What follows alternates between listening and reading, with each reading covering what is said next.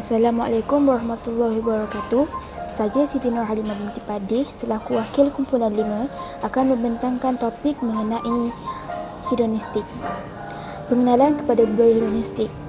Budaya hedonism menurut Kamus Dewan diertikan sebagai tamadun, kemajuan fikiran, akal budi atau cara berfikir, berkelakuan dan sebagainya. Menurut Kamus Am pula bermaksud peradaban, fikiran dan akal budi. Kami menyertakan 3 pandangan untuk mendefinisikan budaya hedonistik. Yang pertama, menurut pandangan Kamus Dewan, budaya hedonistik bermaksud pegangan atau pandangan hidup yang mementingkan keseronokan atau kesenangan hidup. Yang kedua, menurut pandangan Islam, budaya hedonistik adalah perbincangan akidah yang melibatkan persoalan iman dan mempunyai 3 elemen penting, merangkumi pegangan kuat berasaskan keyakinan, wujudnya unsur ketundukan yang tulus dan adanya unsur cetusan atau rangsangan dalam diri individu. Yang terakhir pula, menurut pandangan umum, pandangan hidup yang menganggap bahawa orang akan menjadi bahagia dengan mencari kebahagiaan sebanyak mungkin dan sedapat mungkin menghindari perasaan-perasaan yang menyakitkan. Baiklah, saya akan teruskan dengan isu dan perbincangan. Sejak akhir-akhir ini, terjadinya pendaraan hedonistik adalah disebabkan obses dan taksub dengan kebenaran dan duniawi, terutamanya bagi golongan remaja.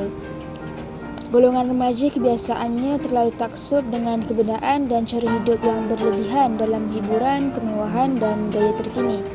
Sebagai contohnya, orang kaya cenderung berbelanja banyak untuk mengekalkan imej mereka dan semestinya mereka akan membeli dan memiliki produk-produk berjenama terkenal dan mahal. Sebaliknya, yang kurang berkemampuan pula tetap ingin menjaga imej mereka dengan sanggup berhutang banyak. Seharusnya kita mengamalkan gaya hidup yang sederhana dalam perkara duniawi dan kita seharusnya mengutamakan keperluan daripada kehendak. Seterusnya, pengaruh media massa. Budaya hedonism memang mudah menular dengan perkembangan media massa kini. Mereka yang kurang matang dan mempunyai jati diri yang lemah merupakan orang yang akan mudah terpedaya dengan media massa.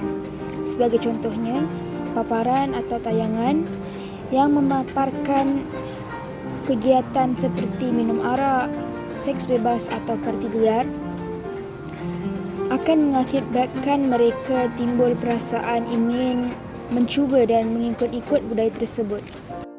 Selain itu, isu tentang keruntuhan institusi kekeluargaan. Seperti yang kita tahu, anak-anak yang terlibat dalam isu keruntuhan institusi kekeluargaan akan cenderung terjebak dalam budaya hedonism. Mereka menjadikan dunia hiburan sebagai alam untuk melarikan diri daripada realiti hidup mereka. Sebagai contohnya, mereka akan terjebak dengan perkara-perkara negatif agar hal itu membuatkan mereka lupa dengan segala kesedihan, stres dan beban yang mereka hadapi. Seharusnya, mereka mendapatkan pertolongan seperti khidmat kaunseling rumah tangga dan berani berhadapan dengan masalah tersebut.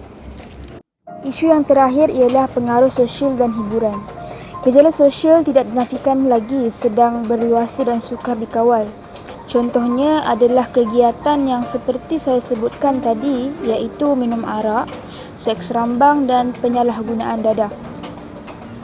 Remaja seharusnya diberi didikan oleh ibu bapa sejak kecil lagi agar mereka mampu memilih kawan yang membawa pengaruh positif. Ibu bapa tidak seharusnya membiarkan anak-anak mereka tidak mendapatkan kasih sayang atau perhatian yang cukup disebabkan kesibukan kerja dan sebagainya.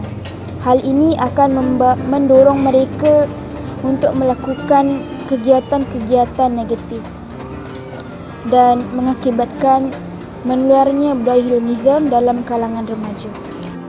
Baiklah, saya akan serahkan pembentangan seterusnya kepada saudara Firdaus.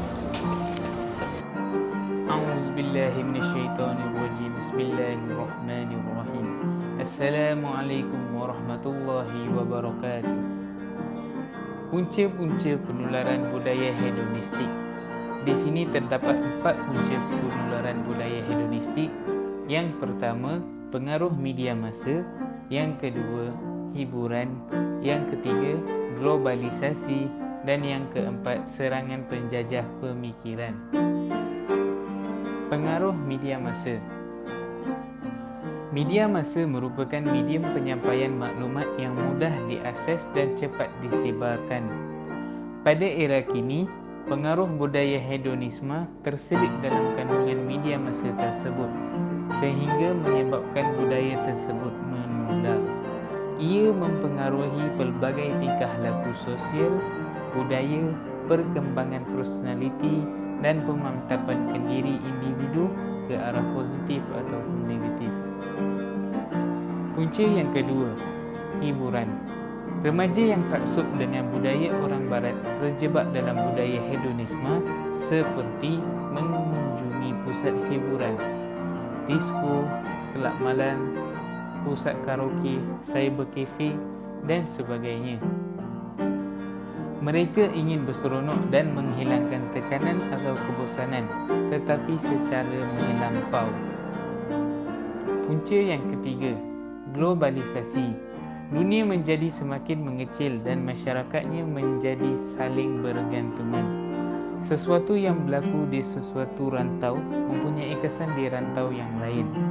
Budaya hedonisme juga tersebar melalui globalisasi kerana berlakunya pencampuran budaya barat di negara-negara timur. Punca yang keempat, serangan penjajahan pemikiran.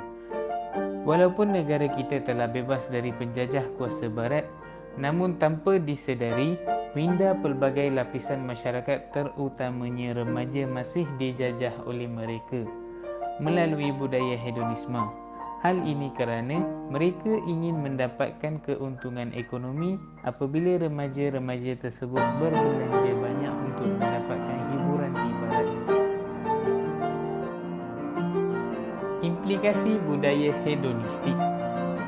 Terdapat 4 implikasi daripada budaya hedonistik. Yang pertama, dari segi aspek kesihatan. Yang kedua, dari segi aspek sosial. Yang ketiga, dari segi aspek ekonomi. Dan yang terakhir, dari segi aspek agama. Aspek kesihatan. Mereka yang taksub dengan dunia hiburan menyebabkan mereka tidak mengambil berat akan kesihatan. Kemudiannya, menyebabkan kesihatan mereka terjejas. Contohnya, mereka yang menghabiskan masa seharian dengan hiburan menyebabkan mereka tidak mempunyai waktu untuk beriadah, yang akhirnya akan memberi kesan ke atas kesihatan mereka. Aspek yang kedua adalah aspek sosial. Mereka yang taksub dengan hiburan ini menyebabkan mereka kurang untuk bersosial dengan masyarakat di luar kerana mereka sering terikat dengan hiburan yang akhirnya menyebabkan mereka kurang untuk berkomunikasi. Aspek yang ketiga, aspek ekonomi. Ketagihan dalam dunia hiburan memerlukan mereka untuk mengeluarkan wang demi meneruskan keseronokan tersebut. Hal ini akan menyebabkan berlakunya pembaziran perbelanjaan yang mana mereka sanggup untuk berbelanja besar demi memenuhi kepuasan hiburan mereka. Yang terakhir, aspek agama. Agama merupakan aspek yang paling dikhawatiri masyarakat, terutamanya bagi mereka yang tergelam dalam budaya hedonisme ini. Hal ini demikian, hiburan yang berlebihan itu menyebabkan mereka alpa akan ajaran agama serta hukum-hukum dalam agama mereka. Kesimpulannya, hedonisme selalu mengakibatkan keburukan bagi kehidupan manusia dari segi aspek akidah, perilaku, sistem ekonomi, politik, sosial dan kesihatan. Ini akan menjadi hancur dan kacau akibat buruk dari gaya hidup yang ego ini. Pada masa kini, untuk menghilangkan budaya hedonisme adalah sangat sulit. Tidak boleh dilakukan dengan pengendalian diri sahaja. Namun perlu adanya peranan aktif dari semua komponen melalui dari diri sendiri, keluarga, masyarakat dan negara. Ini merupakan solusi yang harus dicuba untuk dilakukan secara terus-menerus dengan kerjasama yang baik dari pelbagai pihak. Meskipun hal tersebut kurang memberikan pengaruh yang besar pada arus perkembangan gaya hidup hedonisme ini, tetapi ia adalah salah satu cara untuk mencegah dari kita untuk terjebak dengan budaya hedonisme ini. Sekian, wabillahi taufik wal hidayah. Wassalamualaikum warahmatullahi wabarakatuh. When I see